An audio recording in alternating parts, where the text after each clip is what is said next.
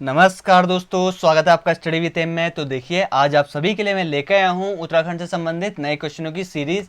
तो देखिए, इससे पहले भी काफ़ी सीरीज अपलोड करी जा चुकी हैं हमारे द्वारा हमारे YouTube channel study with M पे। ठीक है, तो इस चैनल पे काफ़ी वीडियोस अपलोड करी जा चुकी हैं, अराउंड 65 प्लस वहाँ पे वीडियोज़ हो चुकी हैं।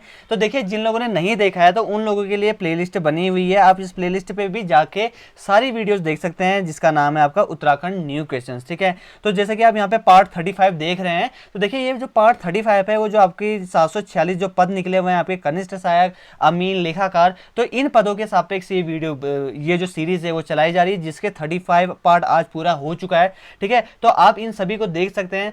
तो इससे पहले देखिए, जो मैं कल वीडियो लेकर आया था पार्ट 34 लेकर आया था, उन सभी में मैंने आपसे बोला था कि आप सभी लोग जो अपना रिव्यू है, अपना जो स्कोर है वो नीचे कमेंट करिएगा। बहुत सारे लोगों ने कमेंट किया, उन सभी को तहे दिल से धन्यवाद। स्टडी विद एम की ओर से धन्यवाद उन सभी लोगों को। और आज भी आप सभी लोगों से कहना चाहता हूं कि आप लोग भी जो अपना स्कोर है वो कमेंट जरूर करिएगा, आपके आउट ऑफ 25 में से कितना स्कोर बना। ठीक है, तो आपको कमेंट नीचे जरूर करना है, साथ ही साथ अपना रिव्यू देना है, लाइक करना है, कमेंट करना है, और हमारे चैनल को अभी तक सब्सक्राइब नहीं किया है तो आपको सब्सक्राइब भी करना है। ठीक है, बगल में बेल आइकन मिल जाएगा आपको, तो उस बेल आइकन को आपको दबा देना है ताकि जो उसका जो भी नोटिफिकेशन है आपके पास जल्द से जल्द पहुंचे। ठीक है, तो देखिए, ज़्यादा टाइम वेस्ट ना करते हुए बढ़ते हैं हम आज के क्वेश्चन की ओर। देखिए, सबसे पहला क्वेश्चन आपका यहाँ पे आज, किस नदी को पुराणों में कौमुदी कहा गया है? ठीक है, काफी इंपॉर्टेंट है। ठीक है, कौमुदी किस नदी का पौराणिक नाम है ये भी कहा जा सकता है, या फिर किस नदी को पुराणों में कौमुदी कहा है ये भी कहा सकता है। तो देखिए, इसका जो सही आंसर रहेगा वो रहेगा आपका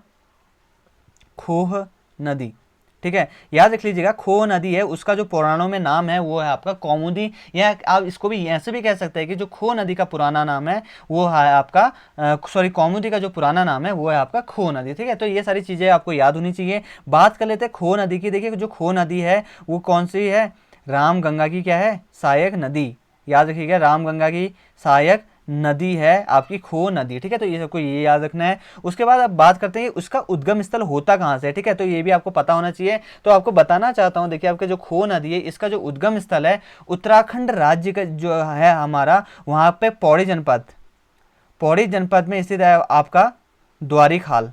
ठीक है, याद रखिएगा, द्वारी खाल स्थित है। द्वारी खाल नामक स्थान से ही इसका क्या होता है? उद्गम होता है। ठीक है, इसी नदी के किनारे आपका एक शहर भी बसा हुआ है जिसका नाम है क्या?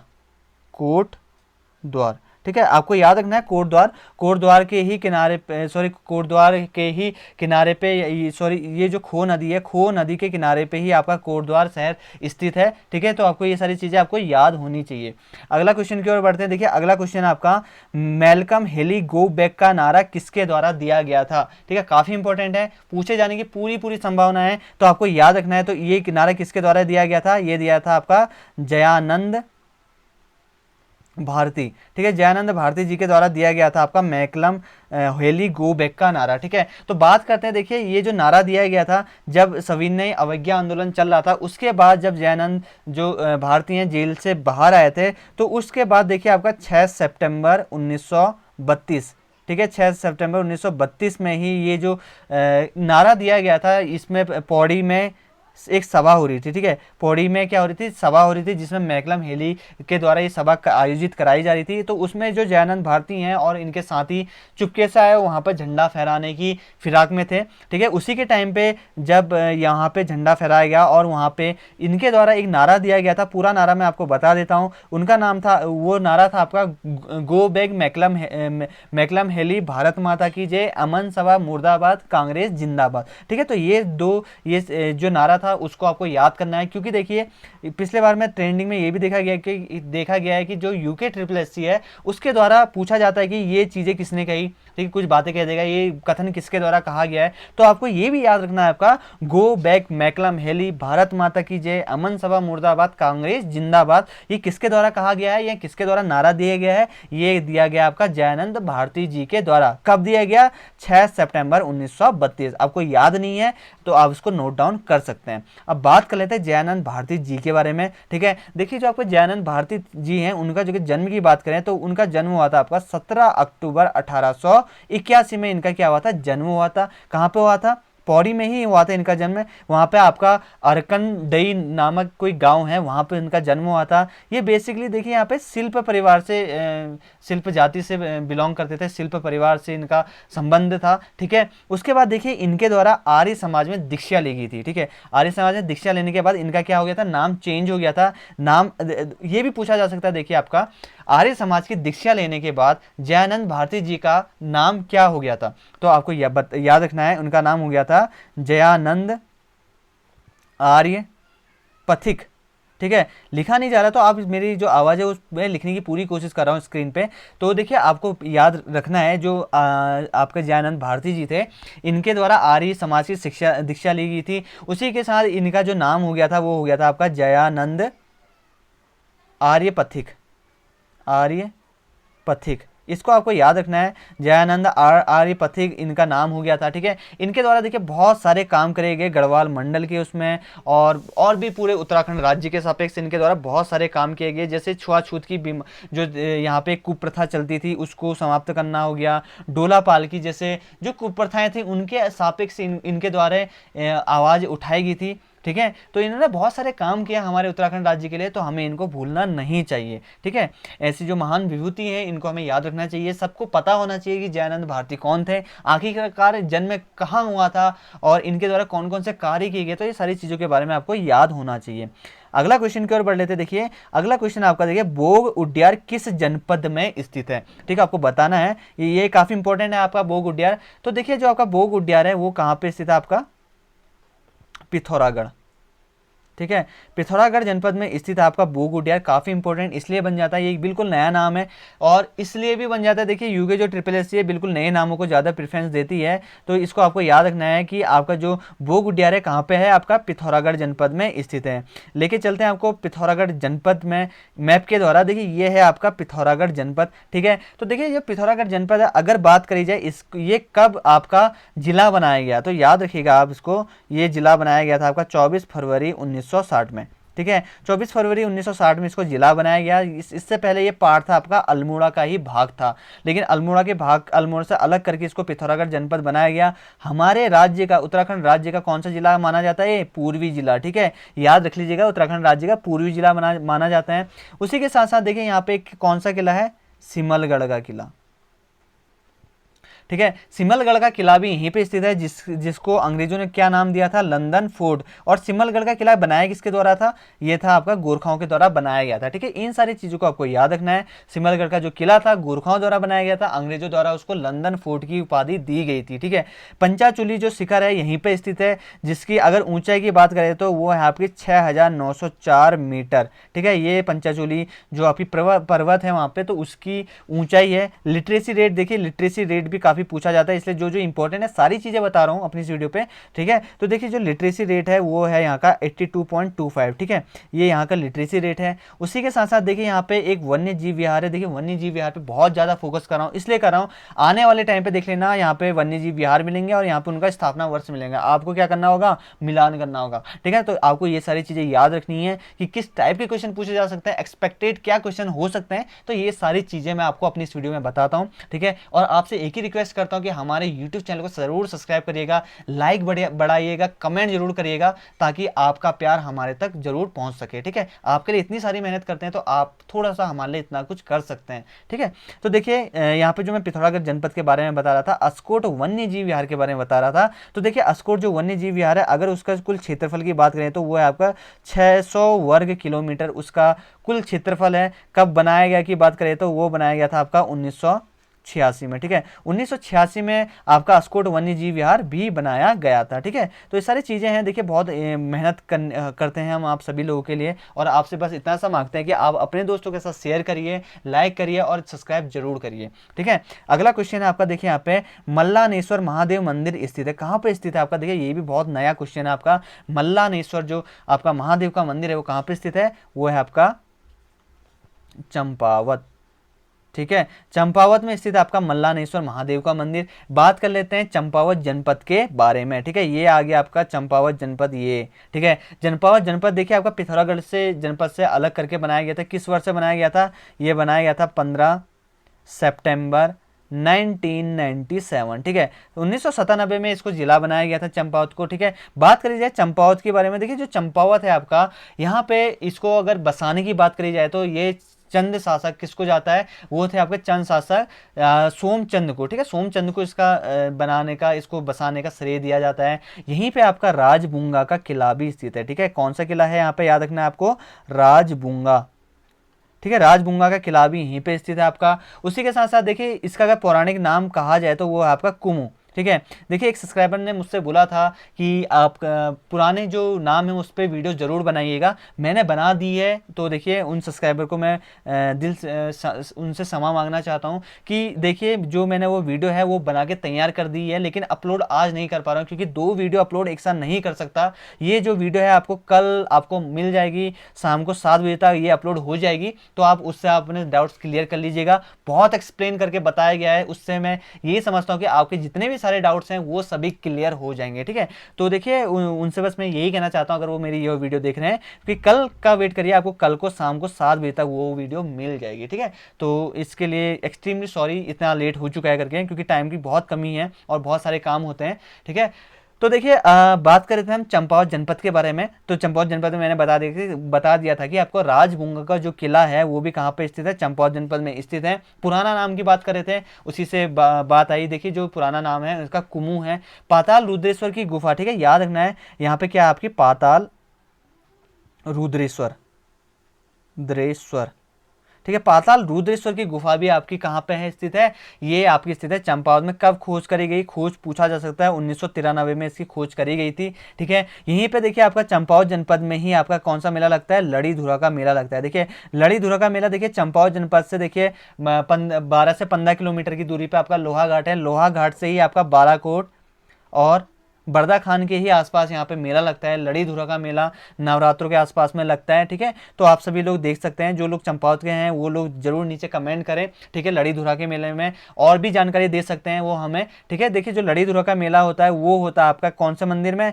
पद्मा देवी मंदिर में, ठीक है। पद्मा देवी का मंदिर है वहाँ पे ही इसमें मेला लगता है प्रतिवर्ष, ठीक है। तो इसको याद रखते हैं, काफ़ी 3-4 दिन तक लगता है शायद वो मेला। उसके बाद अगला क्वेश्चन है आपका, यहाँ पे देखिए संगला कोटी मेला कहाँ पे लगता है, ठीक है। संगला कोटी ये काफ़ी इंपॉर्टेंट है, संगला कोटी। तो देखिए याद रखिएगा संगला कोटी का जो मेला लगता है वो लगता है आपका पौड़ी जनपद में लगता है, ठीक है। तो इन चीज़ों को आपको याद रखना है। बात करते हैं पौड़ी जनपद के बारे में, ठीक है। ये है आपका पौड़ी जनपद। पौड़ी जनपद देखिए एक हिसाब से काफ़ी इंपॉर्टेंट बन जाता है, क्योंकि देखिए इसमें 7 जिले टच करते हैं। सबसे पहला हरिद्वार टच करता है, दूसरा देहरादून टच करता है, इसको टिहरी गढ़वाल तीसरे नंबर में टच करता है, चौथे में आपका रुद्रप्रयाग टच करता है, पाँचवें में आपका चमोली टच करता है, छठे में आपका अल्मोड़ा टच करता है, सातवें में आपका नैनीताल टच करता है, ठीक है। तो ये सारी चीजें आपको याद होनी चाहिए। एक है अर्धचंद्र के रूप में एक आकृति बनाता है, ठीक है। उसी के बाद क्या आपका पौड़ी गढ़वाल जनपद के बारे में, इसको कब जिला बनाया गया था, 1840 में इसको जिला बनाया गया। देखिए जिला बनाने के साथ साथ देखिए 1840 में ही जो ब्रिटिश गढ़वाल की राजधानी जो श्रीनगर में थी उसको स्थानांतरित करके कहाँ पे लाया गया, पौड़ी में लाया गया, स्थापित किया गया। पूछा ये भी जा सकता है कि किस पहाड़ी के तली पे या उसके तलहटी पे स्थित है आपका पौड़ी गढ़वाल, तो आपको याद रखना है वो है आपका कंडोलिया पहाड़ी पे, ठीक है। कौन सी पहाड़ी है, कंडोलिया पहाड़ी है। उसी के साथ साथ 2 मैं सन बताना चाहता हूं जो कि काफी इंपॉर्टेंट है। सबसे पहला सन है आपका 1969। तो देखिए 1969 में जो पौड़ी गढ़वाल है इसको गढ़वाल मंडल का मुख्यालय बनाया गया। देखिए ये है आपका इस साइड को आपका कुमाऊं मंडल है, उस साइड को आपका गढ़वाल मंडल है। तो देखिए जो आपका गढ़वाल मंडल है उसका जो मुख्यालय है वो क्या है आपका पौड़ी गढ़वाल, और नैनीताल आपका जो कुमाऊं मंडल है उसका जो मुख्यालय है वो क्या है, नैनीताल है। तो आपको देखो याद होना चाहिए जो आपका गढ़वाल मंडल है, ये जो गढ़वाल मंडल है आपका, मैं एक बार फिर से दिखा देता हूँ। देखिए ये आपकी लाइन है, इससे आगे इधर को कुमाऊं हो गया, ये वाला ये पूरा पोर्शन कुमाऊं का है, ये पूरा पोर्शन गढ़वाल का है। तो गढ़वाल का जो मुख्यालय है वो है पौड़ी गढ़वाल। कब बनाया गया था, 1969, जो मैंने आपको सन बताया, ठीक है। 1969 में गढ़वाल जो मंडल है उसका मुख्यालय बनाया गया था। उसी के साथ साथ मैंने एक सन और याद करने के लिए कहा है आपसे, वो है आपका 1992। 1992 में देखिए इसको हिल स्टेशन घोषित किया गया है, किसको, पौड़ी गढ़वाल को। देखिए 2 सन है, काफी इंपॉर्टेंट है, इसको आप नोट डाउन कर लीजिएगा।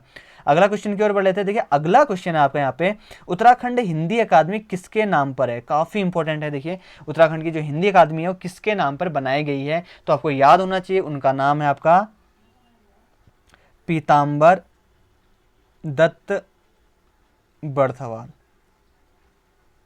ठीक है, याद कर लीजिएगा। पीताम्बर जो दत्त बर्थवाल है, इन्हीं के नाम पे अब जो हिंदी अकादमी उसका नाम हो चुका है पूरा पीताम्बर दत्त बर्थवाल हिंदी अकादमी। ठीक है, ये तो था मेरे द्वारा कि इसका नाम क्या हो चुका है। ठीक है, अब बात यहाँ पे आती है कि देखिए हिंदी अकादमी है कहाँ पे, किस जनपद में स्थित। एक सवाल ये भी बन सकता है, तो देखिए इस सवाल का जवाब होगा ये आपके देहरादून में। ठीक है, देहरादून। ठीक है, देहरादून में स्थित है आपको उत्तराखंड की हिंदी अकादमी। बात कर लेते हैं पीताम्बर दत्त बर्थवाल जी के बारे में। तो देखिए जो आपका पीताम्बर दत्त बर्थवाल जी हैं, इनका जो जन्म हुआ था वो हुआ था आपका लैंसडाउन के पास में, पाली गांव पड़ता है, वहां पे हुआ था। उस सन में बताना चाहता हूँ 1901 के आसपास इनका जो जन्म हुआ था। ठीक है, उसी के साथ साथ देखिए इन्होंने काशी हिंदू विश्वविद्यालय से स्नातक और स्नातकोत्तर की उपाधि प्राप्त करी थी, वहीं से इन्होंने स्नातकोत्तर और स्नातक वहीं से किया था। ठीक है, उसी के बाद देखिए यह एक सवाल ये भी आ सकता है कि देखिए हिंदी विषय को लेकर डॉक्टरेट की उपाधि पाने वाले प्रथम व्यक्ति कौन थे, तो उनका नाम पीताम्बर दत्त बर्थवाल ही है। इन्हीं के द्वारा देखिए हिंदी विषय को लेकर डॉक्टरेट पाने वाले ये पहले व्यक्ति थे जिन्होंने डॉक्टरेट पाई थी हिंदी विषय में। ठीक है, तो काफ़ी इंपॉर्टेंट है, तो इसको आपको याद होना चाहिए। ठीक है, अगला क्वेश्चन की ओर बढ़ लेते हैं। देखिए अगला क्वेश्चन आपका यहाँ पे, उत्तराखंड निर्माण हेतु कौशिक समिति का गठन किस वर्ष से किया गया था। ठीक है, काफी इंपॉर्टेंट है कौशिक समिति, तो इसको आपको याद होना चाहिए। जिनको याद नहीं है, पता एटलीस्ट होना चाहिए कि कौशिक समिति है क्या। ठीक है, ये सारी चीजें पता होनी चाहिए आप सभी को। तो देखिए उत्तराखंड निर्माण हेतु जो कौशिक समिति का गठन किया गया था वो किया गया था आपका 1993 में। ठीक है, रिपोर्ट 1994 में प्रस्तुत करी गई थी, लेकिन इसका जो गठन किया गया था 1993 में किया गया था। देखिए इसका जो गठन था आपका जनवरी 1993 में, उस टाइम पे जो जब उत्तर प्रदेश के ही अंतर्गत उत्तराखंड था, तो उस टाइम पे सीएम थे कौन, मुलायम सिंह यादव। ठीक है, याद रखिएगा उस टाइम पे मुख्यमंत्री कौन थे, मुलायम सिंह यादव थे। उन्होंने ही देखिए यहाँ पे जो उस टाइम पे नगर विकास मंत्री थे कौन थे, उनका नाम रमाशंकर कौशिक। याद रखिएगा क्या नाम था उनका, रमाशंकर कौशिक। ठीक है, तो जैसे कि मैंने बताया आपको कि जनवरी 1993 में उस टाइम पे मुख्यमंत्री थे आपके मुलायम सिंह यादव, और उसी टाइम पे वहां पे नगर विकास मंत्री रमाशंकर कौशिक की अध्यक्षता में, ठीक है, उन्हीं की जो अध्यक्षता है उन्हीं की अध्यक्षता में उत्तराखंड राज्य की संरचना होगी। और उसकी राजधानी के पे विचार करने के लिए कौन सी कमेटी बनाई गई थी, कौशिक समिति बनाई गई थी, या समिति बोल सकते हैं, कमेटी बोल सकते हैं, तो समिति बनाई गई थी। ठीक है, उस टाइम पे कैबिनेट बैठक हुई थी, तो उस बैठक में ये समिति बनाई गई थी। ठीक है, उसके बाद देखिए उन्होंने जो आपके रमाशंकर कौशिक है 1993 में तो बनी थी वो समिति, लेकिन 1994 में, ठीक है, 1994 में उनके द्वारा रिपोर्ट प्रस्तुत करेगी। रिपोर्ट में देखिए उनके द्वारा बताया गया कि जो तत्कालीन जो पर्वतीय जिले हैं उनको मिला के क्या बनाना चाहिए, हमें एक अलग राज्य बनाना चाहिए, उत्तराखंड राज्य बनाना चाहिए, जिसकी जो राजधानी है वो कहाँ होनी चाहिए, गैरसैंण होना चाहिए। ठीक है, इसीलिए जो गैरसैंण का मुद्दा है इतना उछलता है। क्यों उछलता है, क्योंकि जो पहले कौशिक समिति बनाई गई थी उसमें जो राजधानी बनाई गई थी उसका प्रस्ताव कहाँ था, आपका गैरसैंण में था। ठीक है, सिफारिश करेगी थी, उसके बाद इनके द्वारा रिपोर्ट तो प्रस्तुत करेगी। रिपोर्ट प्रस्तुत करने के बाद देखिए आपका 21 जून 1994 को इसको क्या किया गया, स्वीकार कर लिया गया। ठीक है, इनकी सिफारिशों को क्या कर लिया गया, स्वीकार कर लिया गया। और उसी टाइम पे यहाँ पे देखिए 8 पर्वतीय पहाड़ी राज्यों को मिलाकर क्या बनाने की जो विधानसभा में बिल पारित किया गया, उसको वो था आपका उत्तराखंड राज्य बनाने का जो प्रस्ताव था वो पारित किया गया था आपका विधानसभा में। कितने पहाड़ी राज्यों को मिला के, 8 पहाड़ी राज्यों को मिला के। ठीक है, तो ये सारी चीजें हैं। उसके बाद जब ये विधानसभा में पास हुआ तो उसके बाद इनको कहाँ भेज दिया गया, केंद्र में भेज दिया गया। ठीक है, तो ये सारी चीजें हैं जो आपको पता होनी चाहिए। अगला क्वेश्चन की ओर बढ़ लेते हैं। देखिए अब अगला क्वेश्चन आपका देखिए, टिहरी के किस शासक की मृत्यु दीपावली के दिन हो गई थी। ठीक है, ऐसे क्वेश्चन पूछता है। ठीक है, जो आपका यूके ट्रिपल एस है कि किस शासक की मृत्यु कब हुई, कैसे हुई, तो देखिए इनका नाम था आपका कौन, मानवेंद्र शाह। ठीक है, मानवेंद्र जो शाह थे इनकी मृत्यु हो गई थी आपकी दीपावली के ही दिन हो गई थी। अगर इनके शासन काल में देखें तो अगर कब बैठे राजगद्दी में, तो देखिए इनका एक प्रमाण मिलता है कि 1946 के आसपास से, अक्टूबर 1946 के आसपास मानवेंद्र जो शाह थे वो आपका राजगद्दी में बैठे थे। ठीक है, तो ये सारी चीजें हैं जिनको आपको याद होना चाहिए। अगला क्वेश्चन है आपका देखिए यहाँ पे, उत्तराखंड की तीजन बाई के नाम से प्रसिद्ध कौन है। ठीक है, तीजन बाई किससे कहा जाता था, तो इसको आपको याद रखना है, किसको कहा जाता था, आपको कबूतरी देवी। ठीक है, काफी फेमस गायिका थी कुमाऊं मंडल की। ठीक है, जो कि अब नहीं है इस दुनिया में। ठीक है, इन्होंने देखिए इनके द्वारा आकाशवाणी में लगभग 100 से ज़्यादा गीत गाए गए हैं, कुमाऊनी गीत गाए गए हैं इनके द्वारा। कुमाऊं की कोकिला भी कहा जाता है। ठीक है, एक क्वेश्चन ये भी आ सकता है कि कुमाऊं की कोकिला किसे कहा जाता है। ठीक है, याद रखना है आपको, कुमाऊं की जो कोकिला है वो किसे कहा जाता है, वो कहा जाता है आपका कबूतरी देवी को कहा जाता है। जन्म की बात करें तो देखिए इनका जो जन्म हुआ था 1945 को हुआ था, चंपावत के आसपास हुआ था। मूल रूप से मूनाकोट जो पिथौरागढ़ में पड़ता है, जनपद में मूलाकोट जो पड़ती है, वहाँ पे मूल रूप से निवासी उनके वहीं पे थी। ठीक है, लेकिन देखिए मीन चक्कर होता क्या है कि जो हमारे उत्तराखंड राज्य है, यहाँ पे कलाकार तो बहुत हैं जो कि हमारे उत्तराखंड राज्य की संस्कृति को बचाने के लिए, हमारे उत्तराखंड राज्य के जो धरोहर को बचाने के लिए काफ़ी मेहनत और काफ़ी प्रयास भी करते हैं। लेकिन वो होता क्या है कि उनको एक समय के बाद भूलना स्टार्ट कर देते हैं। ठीक है, लेकिन हमें भूलना नहीं चाहिए अभी भी। अगर मैं बहुत सारे जो नए बच्चे हैं, देखिए जो पुराने टाइम से अगर तैयारी कर रहे हैं वो बात तो ठीक है, लेकिन जो नए बच्चे हैं तो देखिए उनके द्वारा अगर मैं उनको कबूतरी देवी का नाम पूछूं तो शायद ही वो कुछ पहचान पाएंगे। तो देखिए हमें अपनी संस्कृति को पीछे नहीं छोड़ना चाहिए। देखिए उत्तराखंड राज्य बहुत ही कठिन परिश्रम किया है यहाँ के लोगों ने, तब जाके ये उत्तराखंड राज्य बना है। हमें इसका सम्मान करना चाहिए, हमें इसको सहेज के रखना चाहिए हमें उत्तराखंड राज्य को। ठीक है, तो बहुत मिन्नतों के बाद ये उत्तराखंड राज्य बना है। बहुत लोगों ने अपने खून पसीने से न जाने राष्ट्रपति जी को वहाँ पे पत्र लिख के खून से लिखे हुए पत्र भेजे गए थे इनके द्वारा, तब जाके ये वही जाके उत्तराखंड राज्य बना है। तो देखिए हमें इसकी धरोहर को सुधारना चाहिए, इसकी धरोहर को सहेज के रखना चाहिए। आपका पॉइंट ऑफ व्यू क्या है, नीचे कमेंट बॉक्स में जरूर कमेंट करिएगा, आपके कमेंट का जरूर इंतजार रहेगा। और एक बात हाँ ये भी रहेगी कि जो अगली वीडियो आएगी, जिन जिन लोगों ने वहाँ पे आपका धरोहर के बारे में जो भी चीज़ें बोली होंगी और जो भी अपना पॉइंट ऑफ व्यू रखा होगा, तो उनका नाम वहाँ पे बोला जाएगा, विथ उनके कमेंट भी वहाँ पे पढ़े जाएंगे। ठीक है, तो प्लीज़ वहाँ पे नीचे कमेंट करिएगा। मैं भी जानना चाहता हूँ कि हमारे उत्तराखंड राज्य में कितने होनहार और कितने ऐसे अभ्यर्थी हैं जो उत्तराखंड राज्य के बारे में बहुत अच्छा सोचते हैं। वैसे बहुत सारे लोग सोचते हैं, लेकिन डीपली कौन सोचता है, नीचे आप कमेंट जरूर करिएगा, अपना पॉइंट ऑफ व्यू जरूर रखिएगा नीचे। अब बात कर लेते हैं, देखिए हम यहाँ पे बात कर रहे थे हम यहाँ पे कबूतरी देवी के बारे में बता दिया मैंने। उनका जो जन्म हुआ था 1945 के आसपास हुआ था, मूलाकोट की मूल निवासी थी। ठीक है, आकाशवाणी में इन्होंने 100 से भी ज़्यादा अधिक कुमाऊनी गीत गाए हुए हैं, और कुमाऊं की क्या कहा जाता है, कोकिला कहा जाता है। ठीक है, तो ये सारी चीज़ें हैं, आपको याद होनी चाहिए। अगला है देखिए आपका यहाँ पे एड गुरु के नाम से कौन प्रसिद्ध है। ठीक है, एड गुरु तो आपको याद होना चाहिए, अगर याद नहीं है तो आप नोट डाउन कर सकते हैं। तो उनका नाम था आपका प्रसून जोशी। ठीक है, प्रसून जोशी जो कि आपके वर्तमान में सेंसर बोर्ड के अध्यक्ष भी हैं, तो इनको ही आपका एड गुरु कहा जाता है। जन्म की बात करें तो इनका जो जन्म हुआ था वो हुआ था आपका 16 सितंबर 1968 में हुआ था अल्मोड़ा जनपद में। ठीक है, तो ये सारी चीज़ें हैं जो आपको याद करनी चाहिए। प्रसून जोशी काफ़ी इंपॉर्टेंट है, सेंसर बोर्ड के अध्यक्ष। कई बार क्वेश्चन पूछा जा चुका है कि सेंसर बोर्ड के जो अध्यक्ष हैं वो कौन है, तो आपको याद होना चाहिए जो सेंसर बोर्ड के अध्यक्ष हैं वो कौन है, आपके प्रसून जोशी हैं। इनका जन्म आपका 16 सितंबर 1968 को हुआ था, किस जनपद में, अल्मोड़ा जनपद से। ठीक है, तो ये सारी चीज़ों को आप याद रखिएगा। अगला क्वेश्चन की ओर बढ़ते, देखिए अगला क्वेश्चन है आपका, कौन सा नगर मंदिरों की नगरी कहा जाता है, या फिर ऐसा भी कह सकता है किस नगर का पौराणिक नाम आपका मंदिरों का नगरी भी है। ठीक है, तो इसका जो सही आंसर होगा वो होगा आपका द्वारा हाट।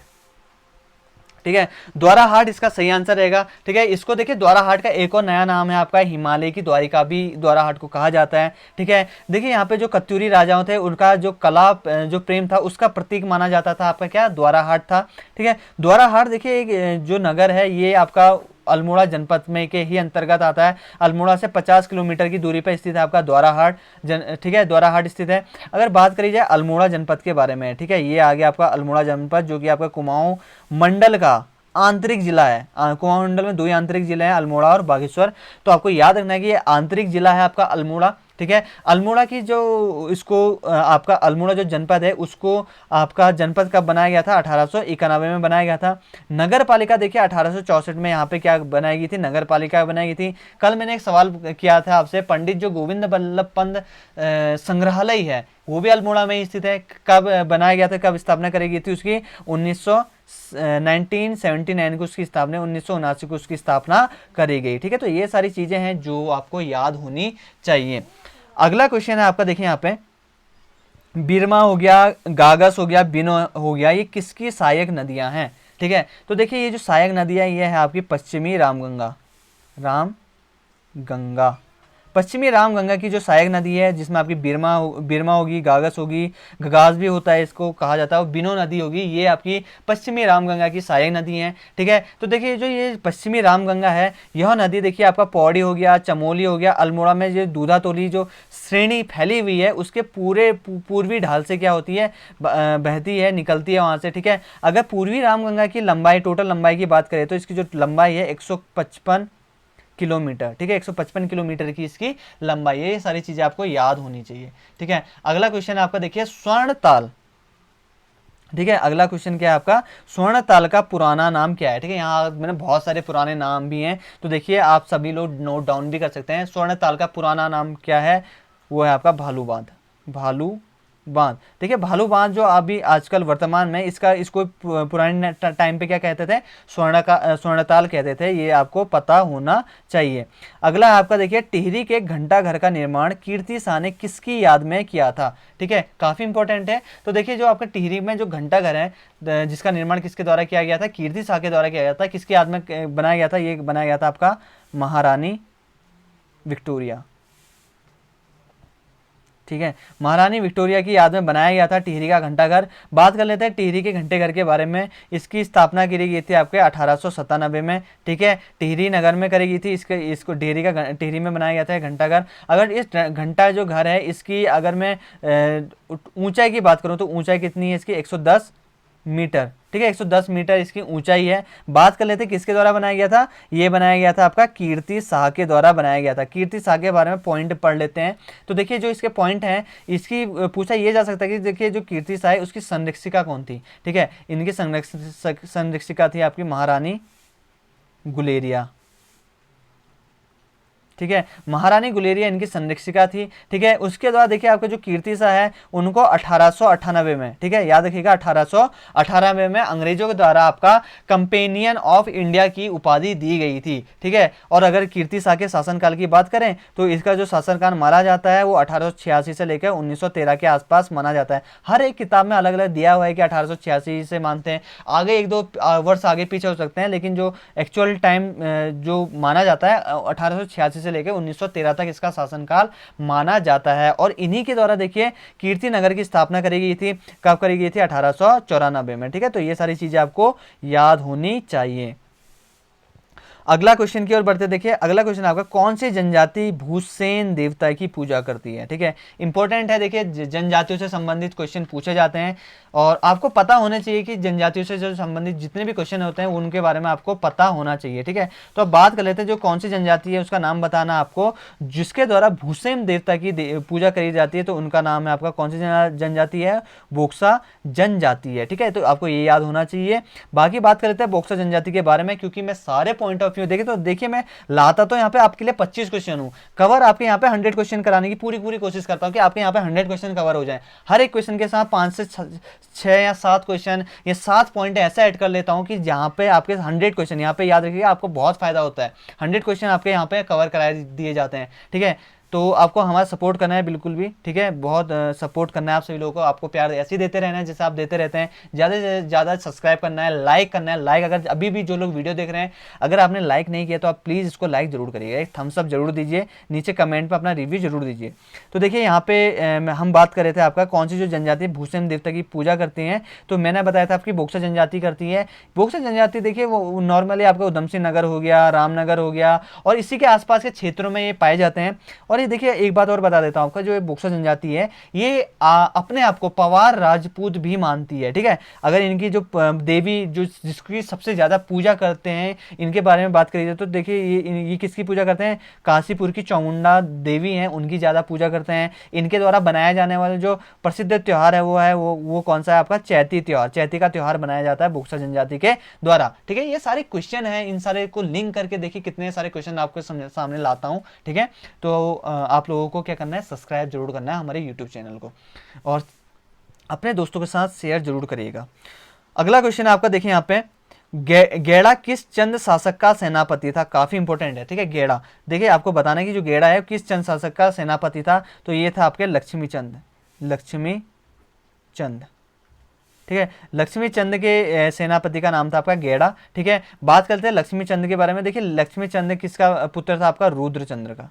रुद्रचंद का पुत्र, छोटा पुत्र था, ठीक है, क्योंकि इनका जो बड़ा पुत्र था जिसका नाम क्या था, शक्ति गोसाई। शक्ति गोसाई क्या था, जन्मांध अंधा था, जिसको कुमाऊं का धृष्टराष्ट्र भी कहा जाता है, ठीक है। याद कर लीजिएगा कि कुमाऊं का जो धृष्टराष्ट्र है वो किसे कहा जाता है, लक्ष्मी चंद के बड़े भाई को कहा जाता है, जो जिसका नाम था आपका शक्ति गोसाई, ठीक है, याद रखिएगा, शक्ति गुसाई। शक्ति गुसाई को क्या थे, जन्म से ही अंधे थे, इसी कारण इनको क्या कहा जाता है, कुमाऊं का धृष्टराष्ट्र भी कहा जाता है, ठीक है। अब होता क्या, ये तो जन्मनांद अंधे थे, तो गद्दी पे कौन बैठे, इनके रुद्रचंद के छोटे पुत्र लक्ष्मी चंद्र, ठीक है। ये अराउंड यहाँ पे 1597 के आसपास बैठे थे वहाँ पे गद्दी पे, ठीक है। इनको देखिए मानवोदय काव्य है जो, उसमें लक्ष्मी चंद्र का क्या नाम मिलता है, वो मिलता है आपका लक्ष्मण। याद रख लीजिएगा, इसको पूछा जा सकता है आपका कि जो मानवोदय काव्य है उसमें लक्ष्मी चंद का नाम क्या मिलता है, किस उसमें लक्ष्मी चंद को क्या कहा गया है, तो आपको याद करना है, वहां पे लिख के आना है लक्ष्मण, यहाँ पे टिक करके आना है आपको लक्ष्मण, ठीक है। तो जैसे कि मैंने बताया कि इनके जो बड़े भाई थे वो जन्मांध अंधे थे और कुमाऊं का धृष्टराष्ट्र कहा जाता था। लक्ष्मी चंद को लखुली बिराली के नाम से भी जाना जाता है, ठीक है। तो ये सारी चीजें हैं इन्हीं की। इसी के टाइम पे देखिए जो गेड़ा था, इन्हीं के टाइम पे आपका गढ़वाल पे 7 बार इनके द्वारा युद्ध किए गए थे, तो नाकाम हो गए थे। 8वें बार युद्ध किया और जो वहाँ पे खतड़ सिंह था वहाँ का सेनापति, उसको वहाँ पे उनके द्वारा मार गिराया, ठीक है। तो उसी के कारण यहाँ पे देखिए कुमाऊं में क्या बनाया, कौन सा त्योहार बनाया जाता है, खतड़वा। इसको चीज को आप याद रख लीजिएगा। अगला है आपका, देखिए यहाँ पे अगला क्वेश्चन है, 2011 की जनगणना के अनुसार उत्तराखंड की साक्षरता दर कितनी है, ठीक है। तो देखिए अगर 2008 ये साक्षरता दर इसलिए भी लेके आया हूँ, देखो अब जनगणना चेंज हो जाएगी आने वाले टाइम पे, तो अब क्वेश्चन इससे पूछे जा सकते हैं, या तो स्टार्टिंग में पूछे जाते हैं या तो लास्ट में पूछे जाते हैं। तो साक्षरता दर के बारे में, तो उत्तराखंड की जो कुल साक्षरता दर है वो 78.82% है, कुल साक्षरता दर, ठीक है। तो याद रखिएगा जो कुल साक्षरता दर है कितनी है, 78.82% कुल साक्षरता है, जिसमें अगर महिला प्रतिशत की बात करी जाए तो कुल महिला प्रतिशत है आपका 70.00% ये महिलाओं का प्रतिशत है।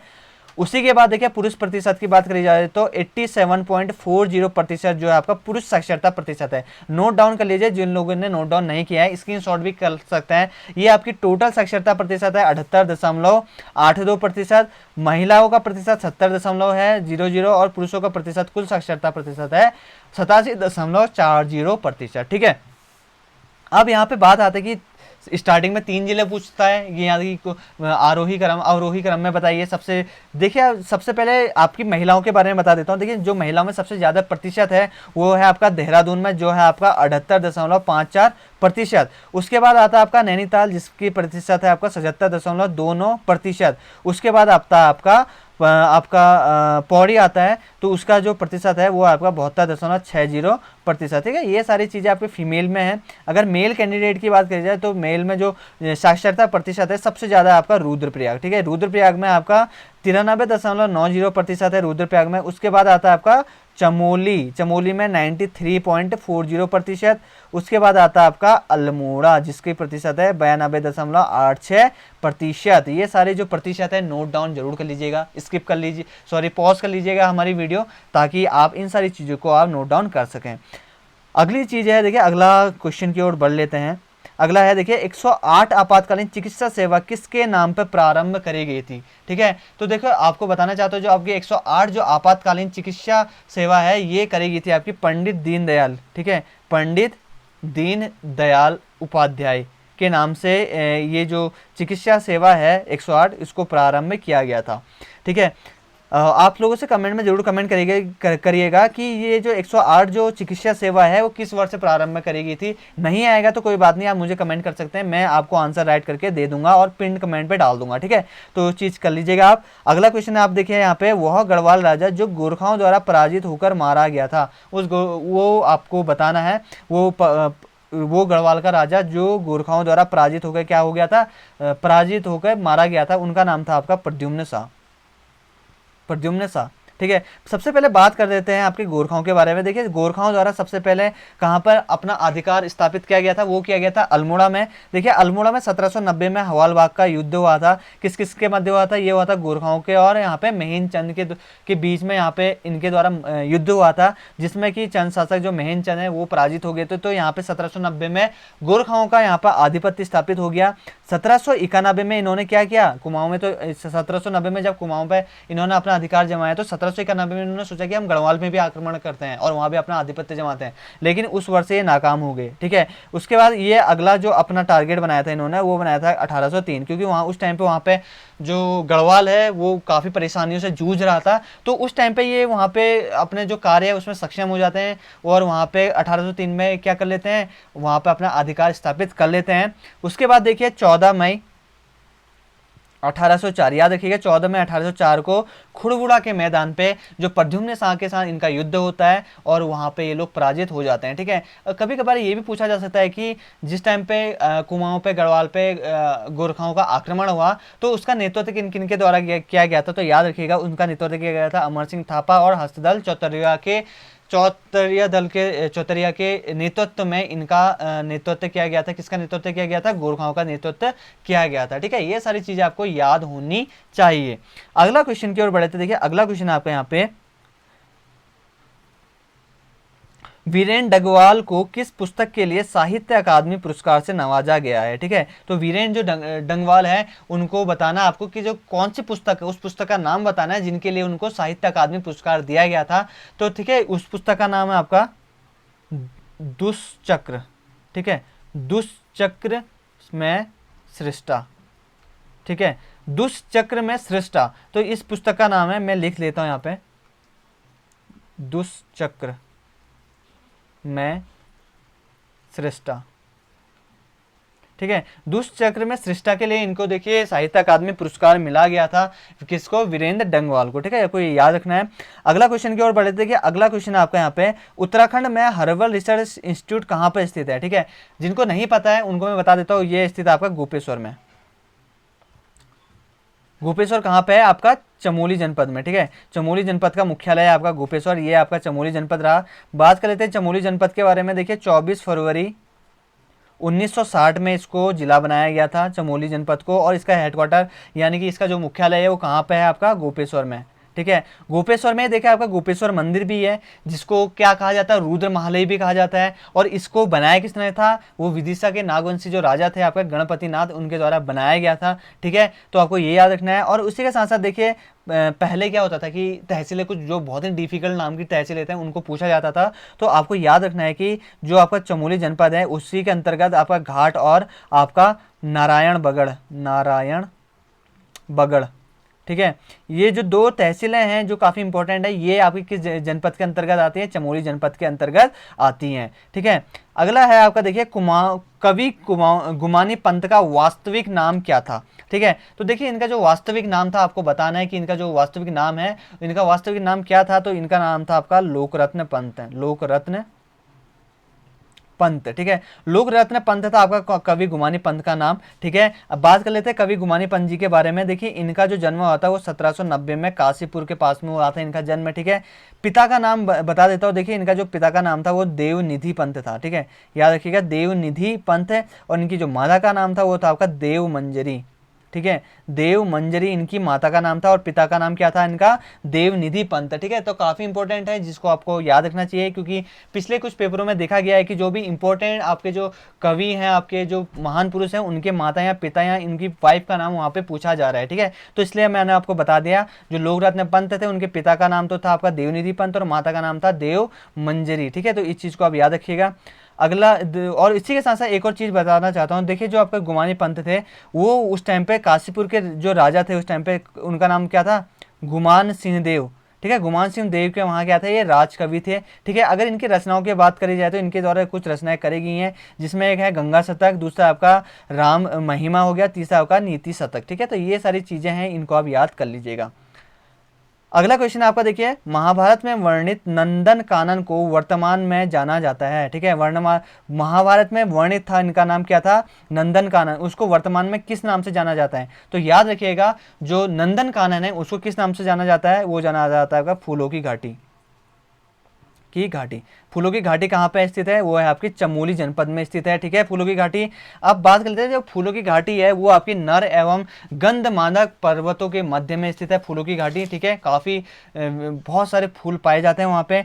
उसी के साथ साथ देखिए 1982 में फूलों की घाटी को राष्ट्रीय उद्यान घोषित किया जा चुका है। ठीक है, उसी के साथ साथ देखिए 14 जुलाई 2005 में यूनेस्को द्वारा जो आपकी फूलों की घाटी है उसको विश्व धरोहर सूची में ऐड कर दिया गया है, विश्व धरोहर सूची में लिखा जा चुका है आपका फूलों की घाटी को। ठीक है, कब 14 जुलाई आपका 14 जुलाई 2005 को। ठीक है, अगर चमोली जनपद आपका ये चमोली जनपद में जो फूलों की घाटी है इसका कुल क्षेत्रफल की बात करें तो इसका जो कुल क्षेत्रफल है वो 87.5 किलोमीटर स्क्वायर इसका कुल क्षेत्रफल है। कभी कभार ये भी पूछा जाता है कि जो फूलों की घाटी है उसके पास से कौन सी नदी निकलती है, तो उसका नाम है आपका पुष्पावती नदी। ठीक है, याद रख लीजिए कौन सा नाम, क्या नाम है उसका, पुष्पावती जो नदी है वो आपकी फूलों की घाटी से ही निकलती है।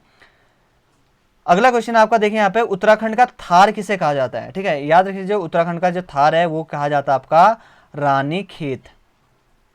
ठीक है, देखिए जिनको पता है कि रानीखेत कहाँ है वो अच्छी बात है, जिनको नहीं पता है देखिए ये आपका अल्मोड़ा जनपद में ही पड़ता है, अल्मोड़ा जनपद के ही अंतर्गत आता है आपका रानीखेत। ठीक है, तो रानीखेत कहाँ पे आता है, अल्मोड़ा जनपद के ही अंतर्गत आता है। अगला क्वेश्चन और इस वीडियो का लास्ट क्वेश्चन है। ठीक है, ये है आपका देखिए, गोरखा शासनकाल में मिजरी कर किससे लिया जाता था, काफ़ी इंपॉर्टेंट है। ठीक है, तो देखिए इतनी सारी जितने भी मैंने अभी तक 25 क्वेश्चन बताए काफ़ी इंपॉर्टेंट बताएं, तो आप सभी लोगों से एक ही रिक्वेस्ट करना चाहूँगा, जो लोग भी हमारी ये वीडियो देख रहे हैं, यदि आपने अभी तक हमारे यूट्यूब चैनल को सब्सक्राइब नहीं किया है तो प्लीज़ इसे सब्सक्राइब जरूर कर लीजिएगा। ठीक है, बाकी इसको लाइक कमेंट और अपने दोस्तों के साथ शेयर जरूर करिएगा, और हमारा मोरल बढ़ाने के लिए इसको लाइक कमेंट और अपना रिव्यू नीचे देते रहिएगा। ठीक है, तो देखिए यहाँ पे गोरखा शासनकाल में मिजरी कर के बारे में बता रहा हूँ मैं। देखिए मिजरी कर जो था वो दो लोगों से लिया जाता था, एक तो था आपका शिल्पकारों से और दूसरा था आपका जगरिया जो ब्राह्मण होते थे उनसे ये मिजरी कर लिया जाता था। ठीक है, गोरखाओं की बात करें तो देखिए जैसे कि मैंने अभी ऊपर बताया कि 1790 में इन्होंने कुमाऊं पर आक्रमण किया था और 1803 में इन्होंने कहाँ पे आक्रमण किया था, गढ़वाल पर आक्रमण किया था। अगर हम पूरे उत्तराखंड राज्य के बारे में, उत्तराखंड राज्य से संबंधित अगर ये कहें कि उत्तराखंड राज्य में टोटल कितने वर्षों तक इन्होंने यहाँ पर शासन किया था, तो याद रखिएगा 25 साल तक किया था। आप हिसाब लगा सकते हैं 1790 से लेके 1815 तक इनके द्वारा यहाँ पर शासन किया गया था। ठीक है, तो ये सारी चीज़ें हैं जो आपको याद होनी चाहिए। पूरी कोशिश करी है मेरे द्वारा, पूरा इस पे पूरा एफर्ट लगाया गया है कि आप सभी लोगों को एक क्वेश्चन से अलावा बहुत सारे क्वेश्चन आपको सीखने को मिले और आप हमारी इस वीडियो का ज़्यादा से ज़्यादा फायदा उठा सके। ठीक है, तो ठीक है दोस्तों, उम्मीद मैं यही करता हूँ आप सभी लोगों से कि आपको हमारी यह वीडियो पसंद आई होगी। यदि आप सभी लोगों को हमारी यह वीडियो पसंद आए तो हमारी इस वीडियो को लाइक एंड शेयर करना बिल्कुल भी ना भूलें। कमेंट जरूर करिएगा आपके आउट ऑफ 25 में से कितना मार्क आपने गेन किया हुआ है। ठीक है, तो इस सारी चीज़ों को आपको बताना है। ठीक है, बाकी हमारी इस वीडियो के जो भी कोई भी कन्फ्यूजन होता है उसके लिए आप अपने रिव्यू दे सकते हैं। और इसी के साथ साथ आज की वीडियो को मैं यहीं पर समाप्त करता हूं, और आपके आगे आने वाले जितने भी पेपर हैं उन सभी के लिए आप सभी को wish you all the best. Study with M की ओर से धन्यवाद।